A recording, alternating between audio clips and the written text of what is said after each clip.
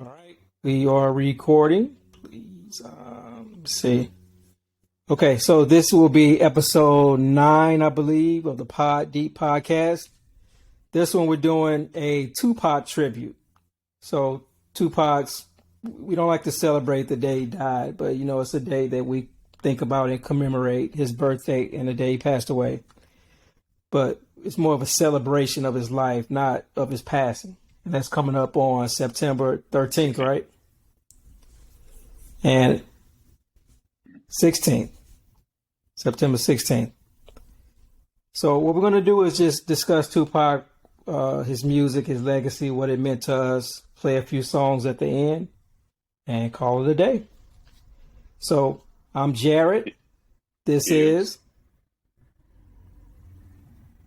Hughes. I'll let you kick it off. This was your idea, so I'll let you kick it off. We're going to talk about Tupac's little tribute to Tupac.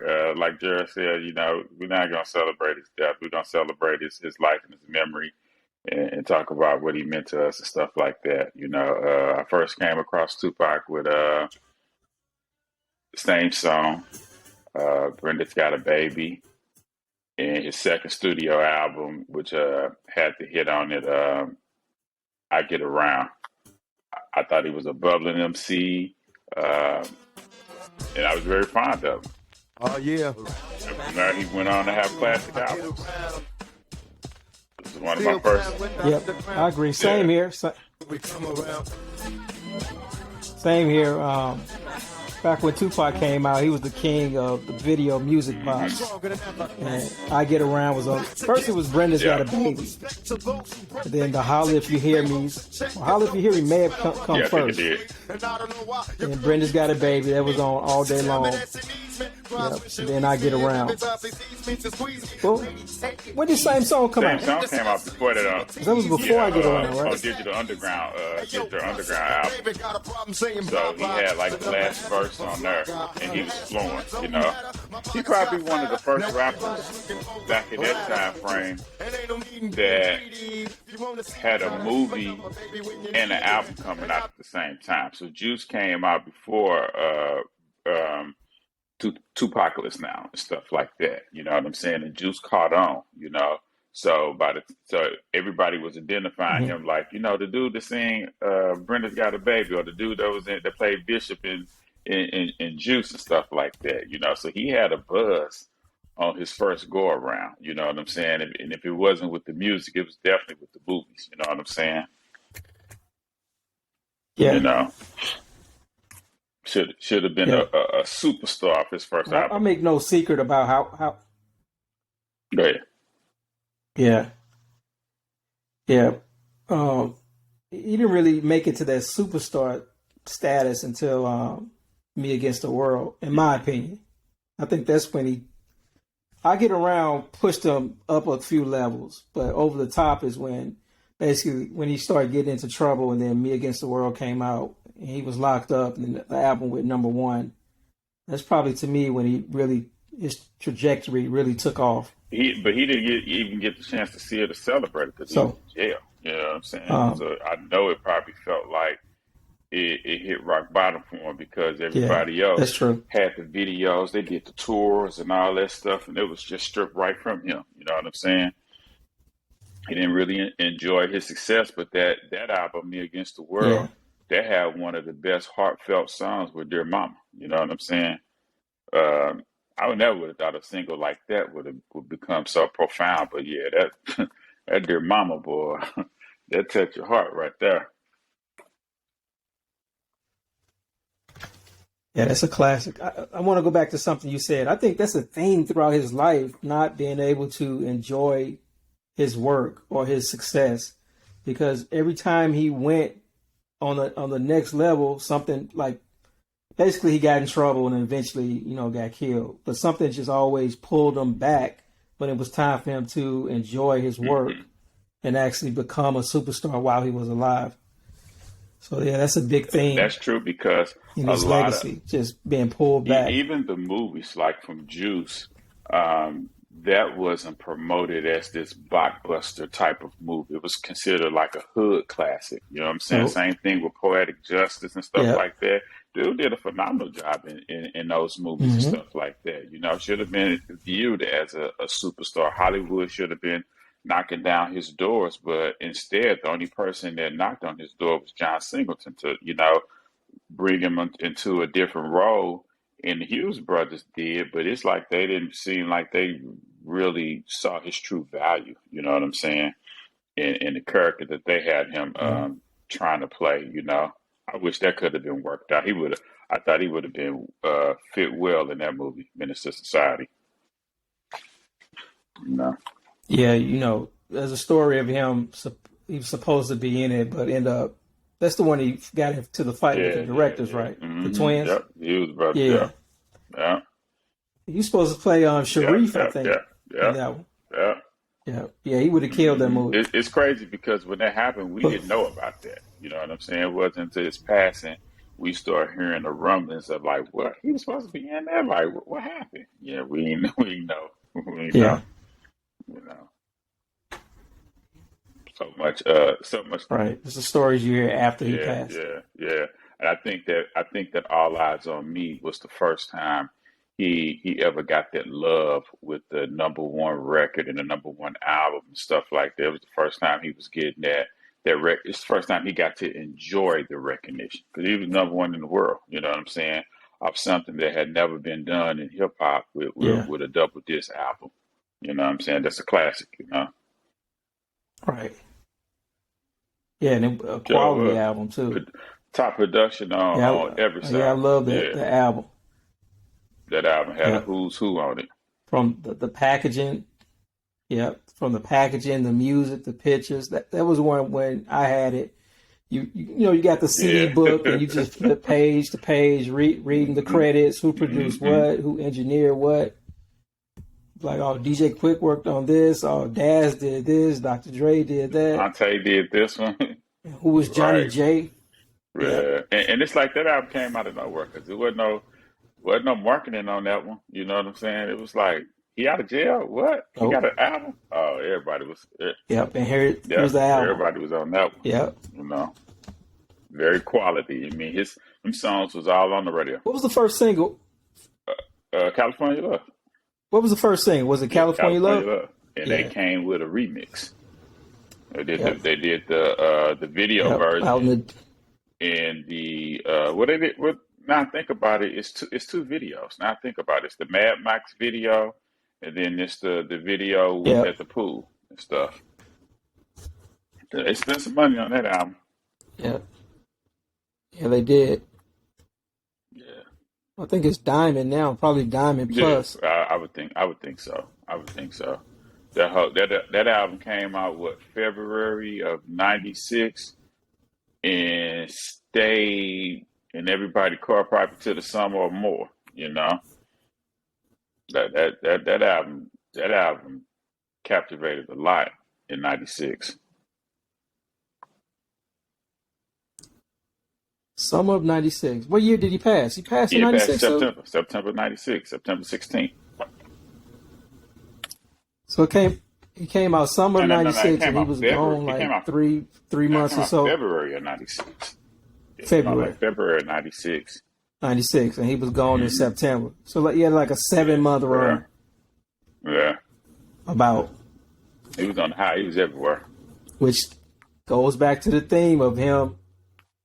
Yeah, him having a setback right when he was about to take off, something just stopped his momentum. And he was about to get into that fashion because the Versace dude, Johnny Versace, was very fond of him, and you know, having him come out to the shows in Italy and stuff like that. You know, he had his hand in everything.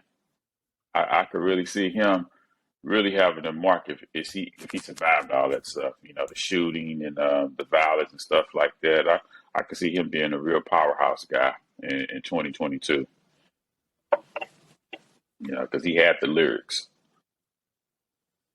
Yeah, well, he had the following too. He had the love of the people. Definitely. Because still today, when you go, pretty much anywhere, his influence, you still see T-shirts. People, everywhere still listen to the music, but in California, it's different. It's like he's still here. Like when you go like downtown to the swap meets, you see a bunch of Tupac shirts, Tupac hats. It's just he has a lot of love still in California. So yeah, it's that emotional tie that he had with people, where it's just hard to let him go. You know what I'm saying? It's like when he was alive, it was like it's almost like you felt like you knew him, even though you didn't. Right. It's like I don't know how to describe. He had two voices. He had an aggressive voice and he had an emotional voice. Back then in that time frame, I never seen a young man of that stature speak up for women like that, and speak up for current events, but still speak about what's going on in the hood, in the streets. You know what I'm saying? And still be able to be aggressive at his peers, because rap is competitive. So he was letting them know, I'm coming for that number one spot, because he had been in the game a lot longer than some of the. He comes under Ice Cube and Ice-T, but he may be around us. He's before Nas, he's before Jay-Z, before Big, before Snoop. You know, but they kind of went up like this, whereas he was just getting better and better and better and better. You know what I'm saying? Doing a lot of features with different artists and stuff like that. He just got better, I thought, from his first album to the last one in '96, Machiavelli. I thought it just had each album just got better and better and better, Good lyricist. Seemed like he. Yeah, I can agree with that. Seemed like he worked well with different producers and stuff like that. You wouldn't have never told me that Dayz could produce good tracks for him like that he just was eating them tracks up, it's like Dayz Beats was bringing out a different side of him that just had him flowing aggressively and just like, like the first track on All Eyez on Me, I won't deny you. Like, if you had to listen to that album, that first song just made you say, okay, I'm about his album. That first song just was, I ain't never heard nothing like that. I never heard nothing. He had one of the best first songs on the album that I've ever heard, from a double CD perspective, at that time. Those albums didn't start that aggressive like that. Yeah. Nope. He kept it. You would usually, I'm sorry. Yeah, you would usually start an album off with like maybe an intro or like some album cut, but yeah, nothing that good, to start your album off. And that first disc just kept getting better and better and better as it went on, just to hear the collaboration with him and Snoop. It was such a party song, you know what I'm saying? Then he made another party song with you're talking about two of America's Most Wanted. And then to follow that up. Yeah, that's what I was about to say. Yeah. Follow that up with Jodeci, How Do You Want It? You know what I'm saying? Like, yeah, he was on one, man. He was on one. Song after song. He was on one. He was coming with it. Good little collaboration with N.I.G.G.A.Z. I mean, he proved he could do a collaboration with N.I.G.G.A.Z on the Thug Life album. You know what I'm saying? Because N.I.G.G.A.Z was blowing on that one. All eyes on me. Yeah, we got robbed. All eyes on me. You know what? Yeah, it would have been nice to see what he would have done next. I sometimes wonder where it was going. I sometimes wonder how well he would have worked with DMX or Kanye. You know what I'm saying? Like the new producers that's out now. I think he would work well with those guys. Getting on tracks with Kendrick, getting on tracks with J. It's kind of hard for me to. You think he'll still be rapping at this age? Yes. If Jay Nas are able to, he's a poet. He's a poet, so he'll still be able to spit because he has knowledge. He, you know what I'm saying, he travels and stuff like that. Any subject they bring up, people be familiar with. You know what I'm saying? As long as they ain't talking about no drugs or nothing like that, you know. And he'll use their energy, you know what I'm saying, to set the he wasn't a drug dealer. you know, he'll use their energy to set the tone and stuff. He could flow. He definitely could flow. I disagree with T-Pain when he was saying that he couldn't stand a chance. He could flow. You know, because people got to. I hate that Tupac slander, man. People got to remember, when he came out of jail, the rap game had really changed. You know what I'm saying? That's why All Eyez on Me and Me Against the World, they don't sound anything alike. The rap game changed. You know what I'm saying? And the East Coast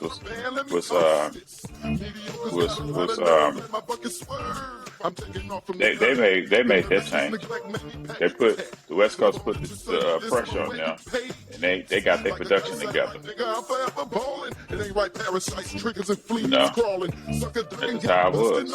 Yeah. You know, the East Coast got those beats together.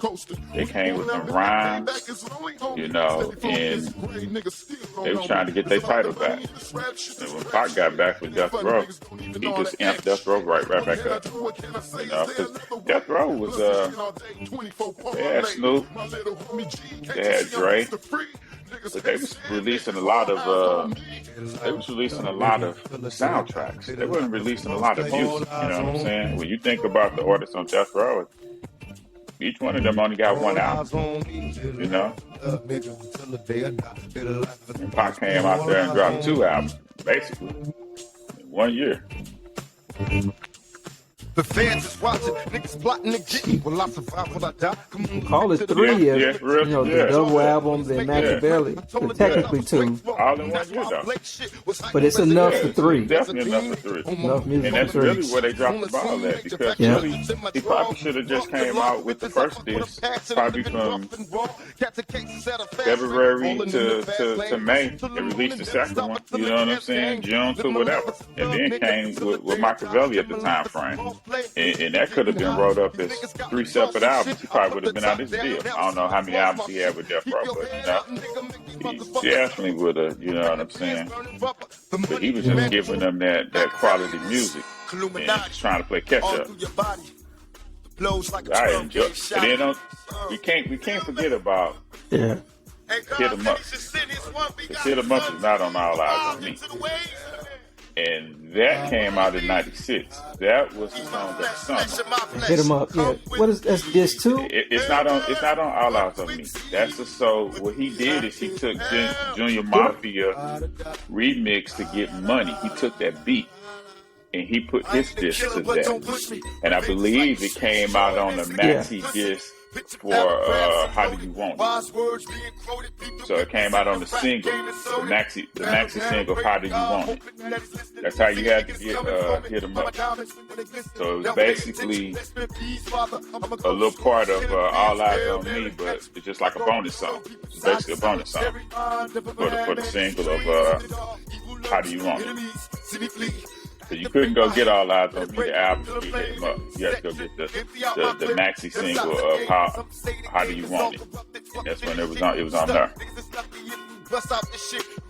And that was just the whole summer when that came out. I think I probably, you know, this. I don't think, I don't know why I remember that being on All Eyez on Me. It ain't on All Eyez on Me.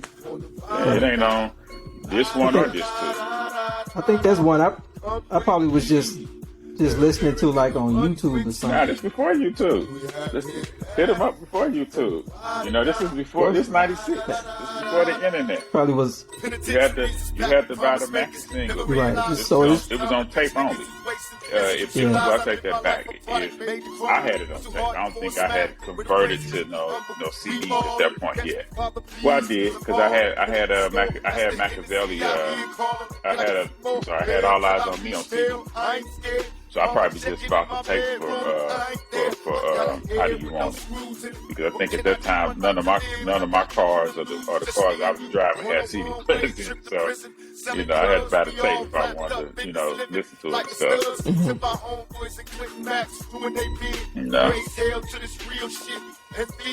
And that was the thing back then. It was a lot of. I don't know how I missed it. It was that. a lot of additional songs were sold on maxi singles. Biggie had a song with the Brat. That's a maxi single song.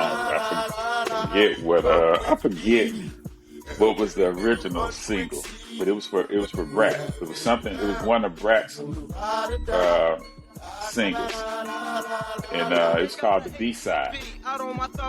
Barely heard it on the radio, but it go hard. It go hard. Go hard.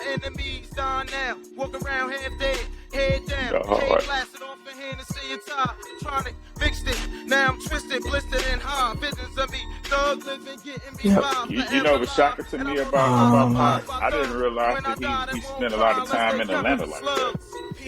Around the Goody Mob and stuff like that, Pimp and stuff like that. Yeah. I didn't really know that. Back when we was alive and stuff like that. We were young and stuff. I heard an interview where Gip was talking about hanging out with him.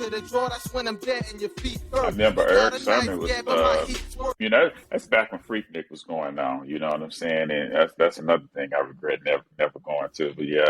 Atlanta been bubbling for a nice little minute, They've been bubbling for a nice little minute. He knew about it. Yeah. Yeah, good old Pac. So where were you at when you heard the news about his passing? You remember? There's a fun fact about Tupac. I'm looking at his Wikipedia page. Something I didn't know. His original name, or the name he was given when he was born, is Lassane Parish Crooks. What? And then at some point it was changed to Tupac Amaru Shakur. What? I didn't know that. Yeah, I didn't know that. Lassane Parish Crooks. Also known as Tupac or Machiavelli. Oh, wow. And we got that date wrong. He passed away. You said it earlier, in private. It was September 13th, 1996. Okay. I said 16th. Not the 16th. Sorry. That's okay. Let me get that. Yeah, 13. Get that wrong. I'm trying to look at his credits, see if we missed anything. We didn't talk about his movie Gridlocked, which I think he did a great job in Gridlocked. Good soundtrack too. Yeah, good movie. That's with Tim Roth? Or is that was the one with Belushi? Okay. Yeah, Tim Roth. Yeah, they were trying to get clean. Yeah. With Thaddy Newton, jazz players, musicians trying to get clean. I think that's the first time I saw her. Get off dope. Yeah, Gridlock. Yeah. Yeah, Thaddy was bad. Gridlock. He had Bullet. Yeah, he had some movies. What about is Bullet the one where he was the cop? Was that was that's the cop with Belushi. Yeah, that was a good one too. Can't forget about Above the Rim. Nope, can't forget about that. With the razor in his mouth. That was a good one. What's the best Tupac movie to you? Bishop to me. It's got to be Juice. I think that role.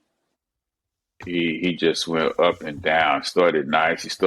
He started nice, a humble kid. You got to see his transition, why he flipped like he did. You got to see a person who got tired of running, get turned out by the trigger of the gun. Something you can just see in the hood. You could just kind of relate to that story a little bit. I thought he did an amazing job. I thought the whole cast did an amazing job. Just great acting. You know what I'm saying? That was one of the movies I didn't really have high expectations for. It's like, I'm just going to go here to get entertained. I was thoroughly entertained. You know what I'm saying? It just became a cult classic for me. I didn't know what to expect, and because I knew him from all around the world, but I didn't think he was like one of the co-stars of the movie. I thought he had basically just like a cameo. I didn't know the dude was that good of an actor, I'm like, man, he probably should have did Hollywood first, and got his bread up and put his own record label together. When I think of how talented he was as a actor, because he really could have been starring and carrying a lot of roles. I think he could have been like a Will Smith in a sense because he had a lot of range. He had a lot. Like when I watch Juice, he was believable. He was believable, but he was so talented that nobody ever called him Bishop. You know what I'm saying? You know how we get stuck on TV roles, and we kind of that name Rose. Amari Hardy. People call him Ghost, but his real name. You know what I'm saying? But yeah, you knew that was Tupac.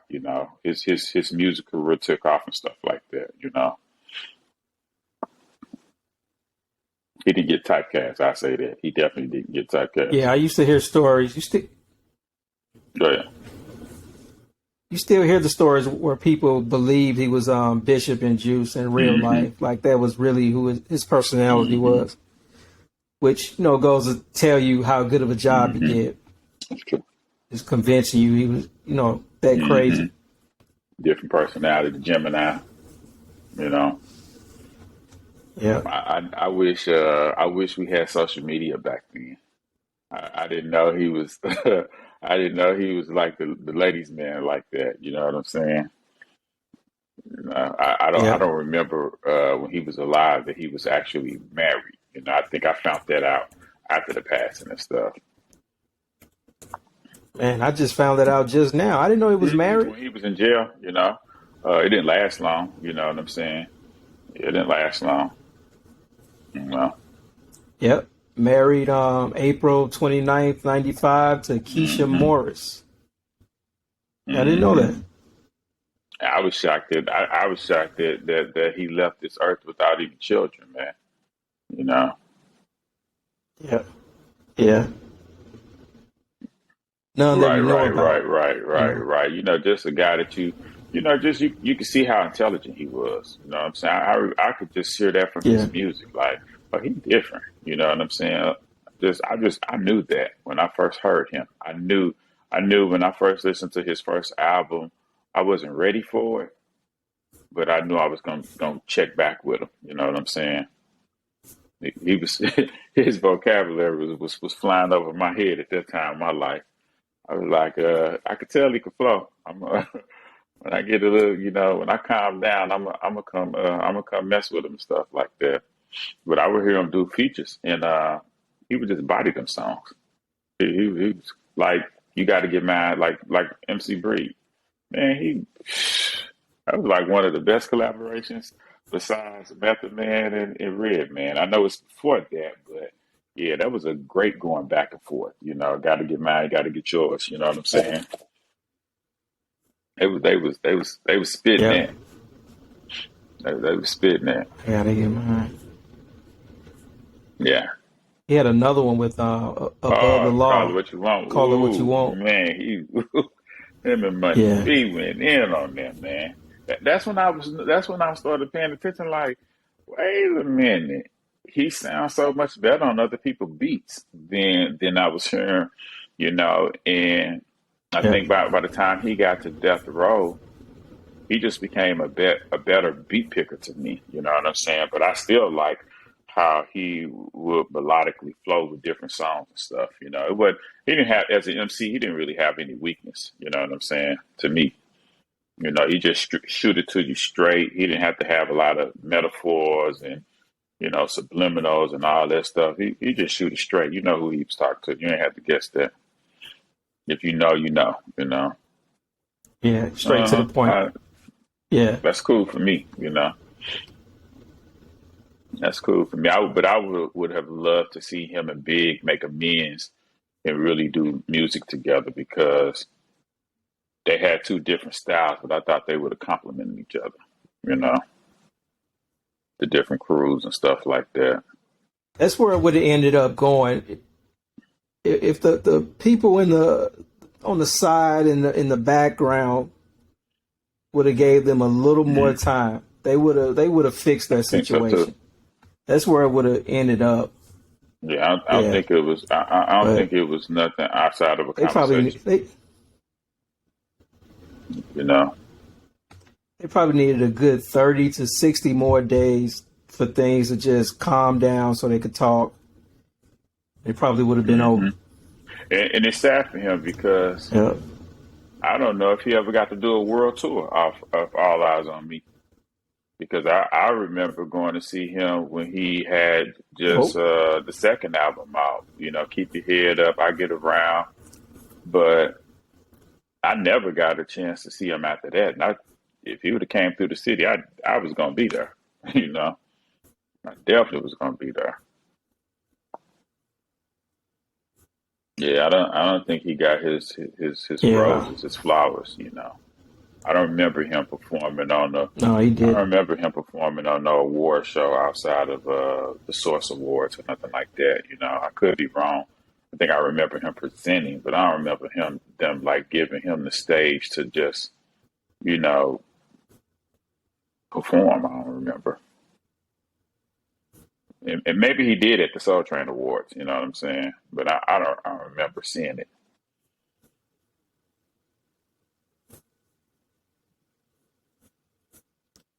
His biggest tour probably is whatever he did with Digital Yeah, I Underground. think so too.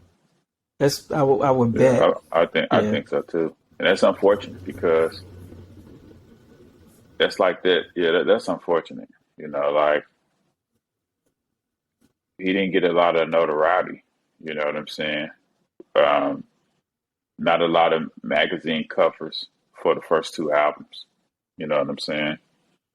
But when he started getting in trouble, then you know that's when they start putting him on the covers and stuff. You know, giving him the interviews and stuff. I do remember what sticks out to me is when All Eyes on Me came out and he first got out of jail. He was on MTV. Mm-hmm. I can't remember the reporter with that white girl walking on like Venice I Beach. remember that. Had the do rag on with the sweater with no sleeves. I remember that.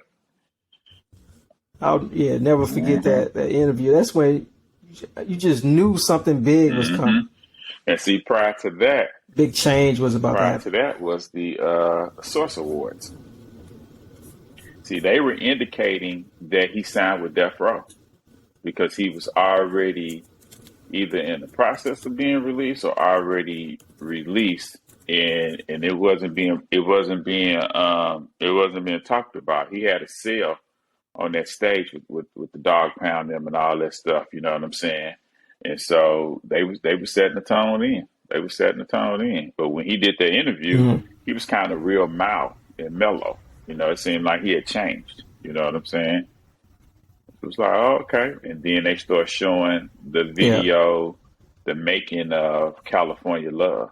And he was counting their money. You know, Suge gave them money. He's counting their money. It was like, oh, they about to, it's like crazy, they about to blow up. So when that album came out, it's like if you didn't have that album, man, you wouldn't listen to no music. You know, everybody's talking about that album. Everybody was talking about that album. Yeah, that was everywhere. Yeah, you couldn't go to no nightclub without hearing that All Eyes on Me at all. It was ahead of its time, though, definitely. Let's talk about. Yeah. I want to. You have to say it influenced what Biggie came out with Life After Death. Like Tupac had the first double disc, and then here comes Biggie with his double disc. So you can see the influence. Biggie, Jay-Z, Nas. I think Master P put a double disc out there. It changed the industry. It changed the industry. But see, he did. That's the same thing that happened to him when he went in jail. You know, hardcore rappers wasn't getting on the radio like that. You know what I'm saying? And a lot of the East Coast dudes started, you know, Diddy changed the game with how he marketed Biggie. You know, there was not an artist that ever looked like Biggie that was charismatic and had that many radio hits like that. You know what I'm saying? And Biggie just changed. He changed the game with it. You know, and so everybody started upping their ante. You know what I'm saying? So when Pac came out, he just took it to a whole nother level. He brought that fashion to the game. He brought that slick talk. He had them beats from different producers. You couldn't match his production because he was getting it from Dre, Dash. You know what I'm saying? DJ Quick. He had top producers that was giving him them beats, and it wasn't a whack beat on that album. In my opinion, no, he came through with it. That album stayed on repeat that whole year and so. Yeah, it's not.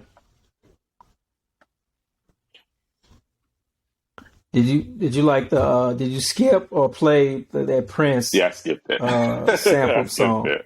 Phone number. Whoa.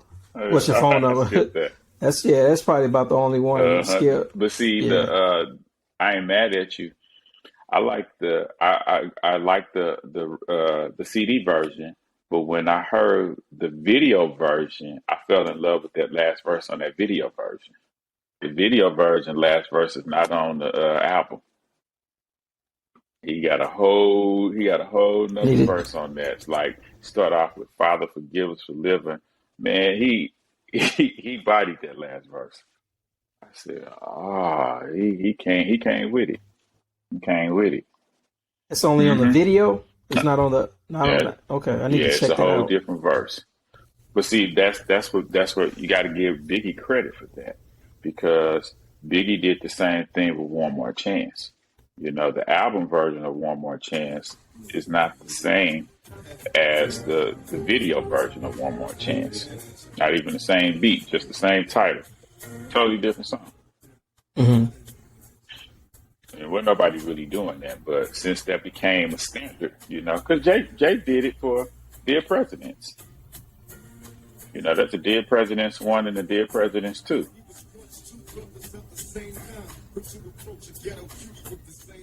It's funny about Tupac, man. Somebody who was filled with so much like life. When you look at him, when you look at his videos, you see his smile, man, his big smile. He played around with death a lot. Going back to that I Am Mad at You video, which he's basically like an angel. Prophesizing his death. Yeah, he played around with that a lot. And it's all over his music. And I think I heard an interview where somebody said he knew he wasn't going to make it because he saw himself murdered in his dreams. And so, he says that a lot in his music. Like, I think he had a song with Richie Rich, where he started the song off saying, I heard rumor I died, murdered in cold blood, traumatized. Like, nobody could match that. Nobody rapped about getting shot. Nobody was talking like that. So if you had to follow him, you had to be on a whole different trajectory, because what he said was just deep. You know what I'm saying? It was deep and dark, And not only was he talking about himself getting killed, he was still talking about, how fly he was and this. He was burning that mic on fire.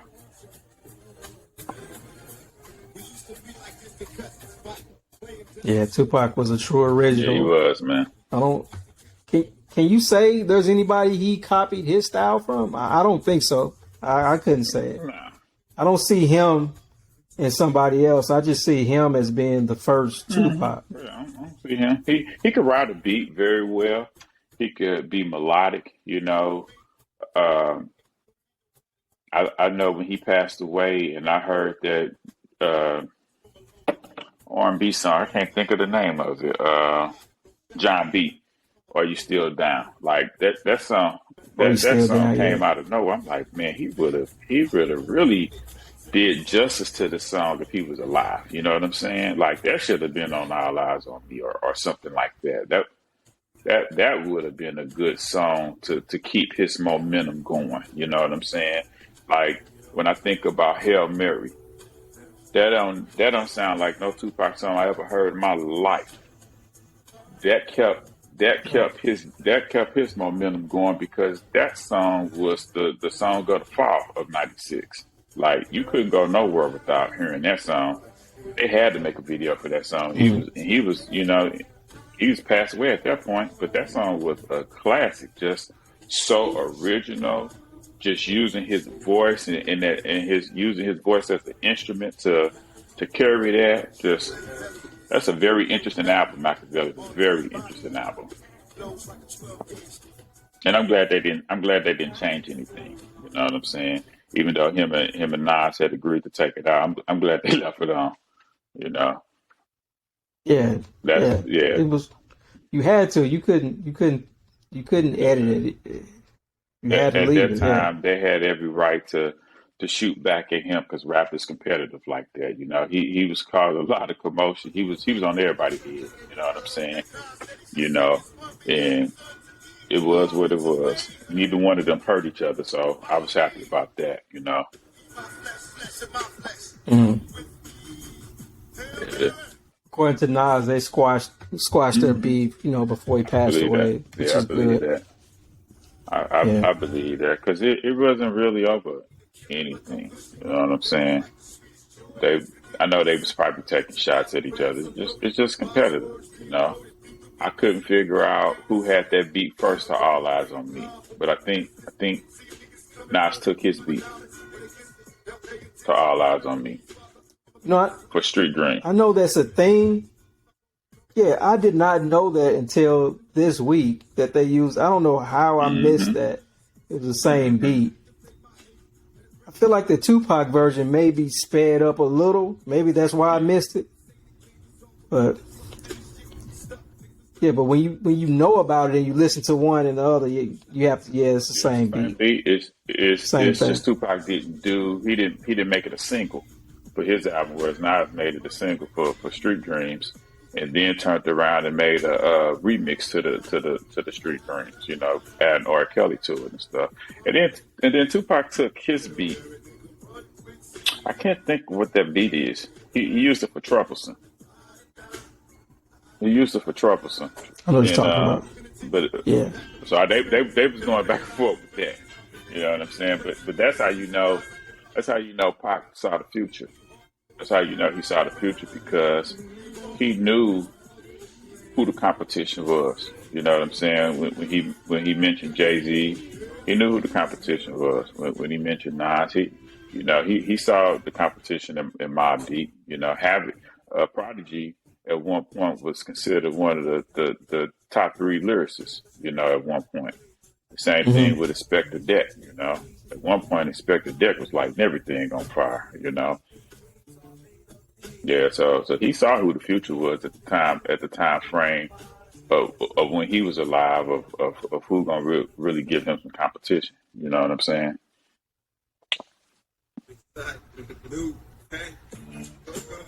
It's the same beat, man. I don't know how I missed that. It's the exact same. So because you gotta remember, It Was Written came out in '96 too. Yeah, it's a whole lot of albums came out in '96. You know, Drake's second album with Been There Done That came out in '96. Nas, It Was Written came out in '96. Snoop Dogg's second album came out in the fall of '96. Who else? Jay-Z came out in '96.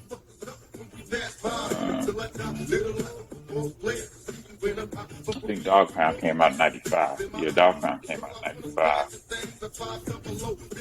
There's some more. '96 was a dope music year. There's some more people came out in '96 that I can't think of that really was making the impact.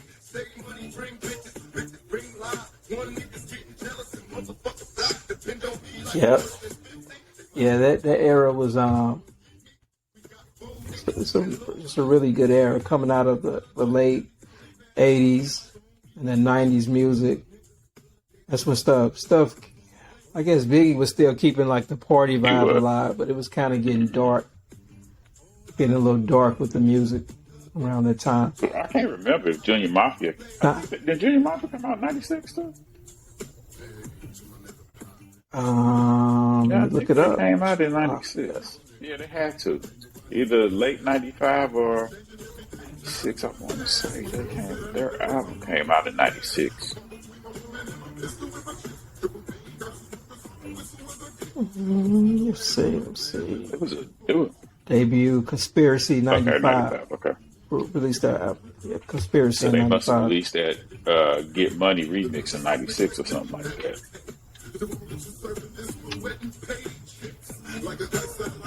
That's where they hit him up. He come from. Which song? Do you remember which Money. song? Oh, for Get Money.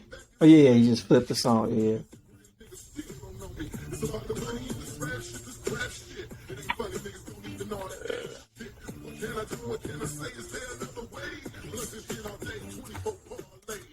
Hit 'Em Up is a crazy classic disc record. You have to put that one up there with like No Vaseline. I can't listen to it no more though. I think I hate what it represents. Because, you know what I'm saying? It's to me it's one of hip hop's first hate songs. You know, like, man, when I first heard that, I was like,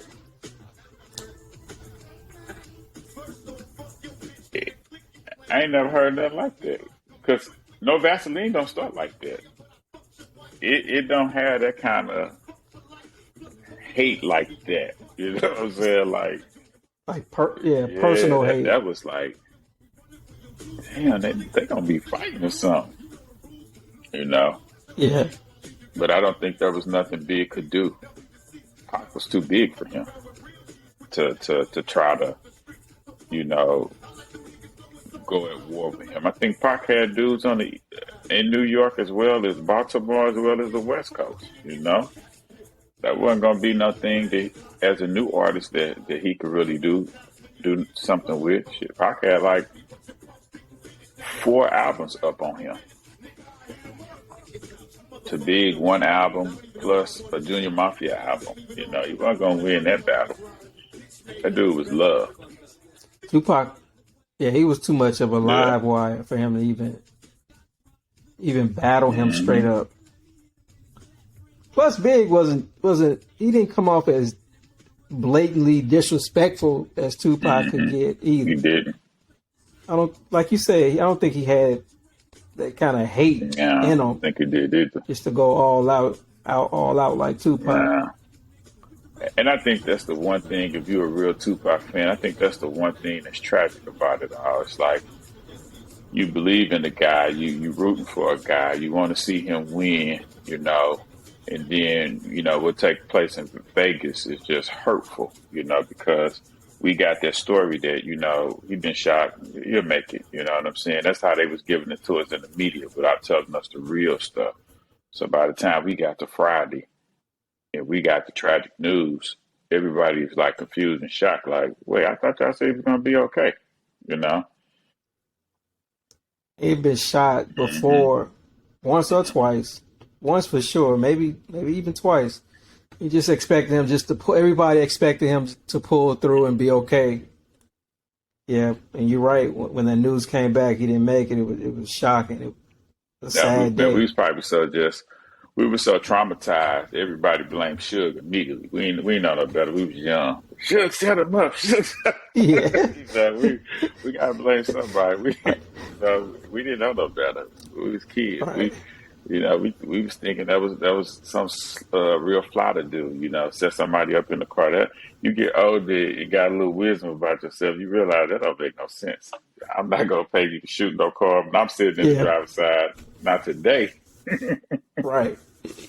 Yeah, like you need a sniper. You ain't gonna pay no sniper to do that. To pull something off like that. I don't want to be in the car. First of all, if you gonna shoot them up, like let me park it and then you do that. But nah, you're not gonna be shooting it up while I'm driving. Not at all.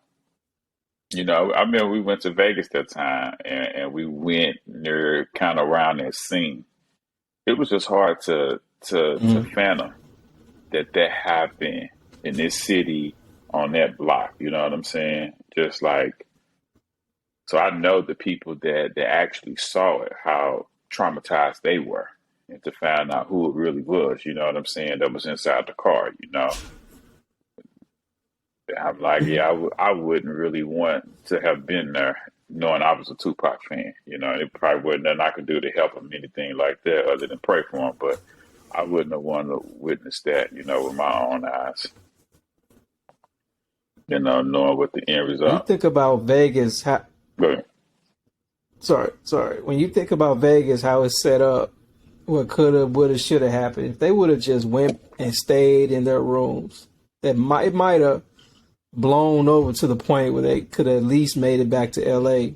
I believe that too. And maybe, he would still be here. I believe that too. I just think that's a young... It's always... Go ahead, he says always what? No, go ahead, I'm sorry. I think it's a young man mistake. You get out there and you fight.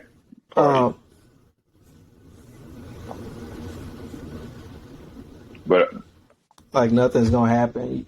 And they knew these guys were serious people. Yeah. I think a lot... And they get a lot of rappers... This shiny BMW. I think a lot of rappers learn from Pac and Biggie.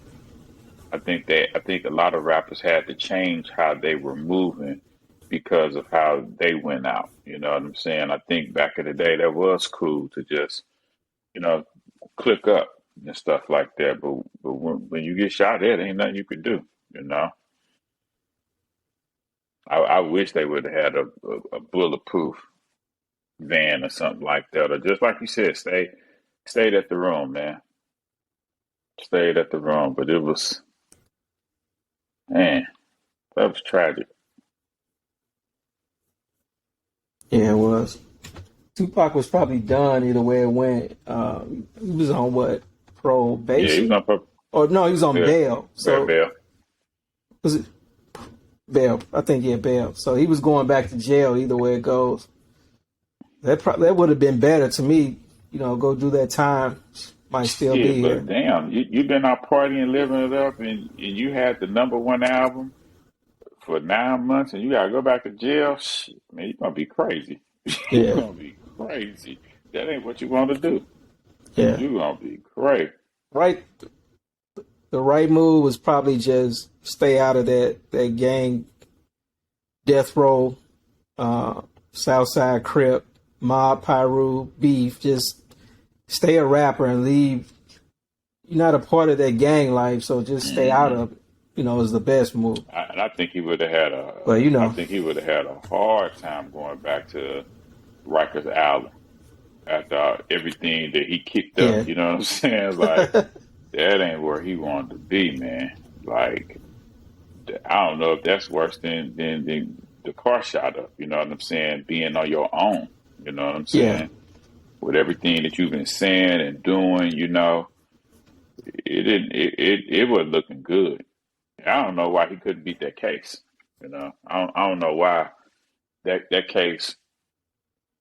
I don't know why he couldn't beat that case like that. To where he was going back to jail.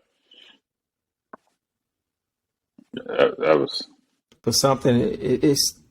I would bet money he was innocent. Yeah. He didn't do anything. I think so. When you see that, I think her name, that was the Desiree Washington case, right? When you watch her interviews now, you can just tell. It just seemed like she was lying about the whole incident. Well, he put her in a situation, like trying to be loyal to his homies and allowing them to, what I'm saying? So that's where that's at, like it ain't. I don't think he did it. He just put her in a situation where she was just coming for him. She was just coming for him. She would have did probably whatever he needed her to do because she liked him like that. You know what I'm saying? But he was trying to pass her off to the homies. Yeah. And they did what they did, And I think that's something that he probably just could have, made amends with her, by talking to her, apologizing, putting some money in her hands, But they were saying that was a setup. They were saying that was set up. It could have been some hate. That was set up. Yeah. He was just moving too fast, doing too much. Man, that dude lived a fast life. He accomplished a lot of things for somebody who didn't reach 30 years of age. You know what I'm saying? Just multiple things, put his mama on the map, boy. That dear put mama. his mama on the map, man. I mean, it's a ton of, besides Biggie and Tupac mom, it's a ton of rappers out there, man, who you don't even know their mother's name. You know what I'm saying? But when you know Tupac, you know his mother name. You know, if you're a fan of Tupac, you know his mother name. And it's because he rapped about her. Now I couldn't tell you what his sister name is. I know he got a sister. I couldn't even tell you what she looks like. Yeah. You know.